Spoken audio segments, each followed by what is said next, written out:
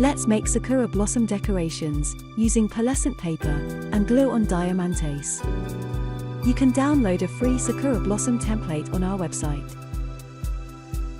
You can choose from 3 different styles: classic, romantic, or contemporary. Cut out both blossoms from the template, the small one and the large one. Place the cutouts over pink pearlescent paper. Use a pencil to draw a line around the paper shape. Use both the small and the large blossom. Cut out the pink blossoms and use your hands to bend each petal slightly.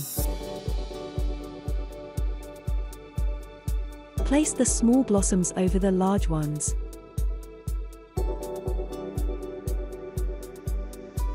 Apply glue in between the large blossom and the small blossom.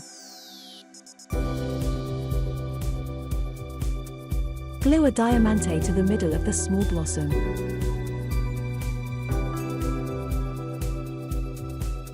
Repeat the steps to create more blossoms. Let the glue dry. Glue the blossoms onto branches, table numbers, table plans, or any other objects.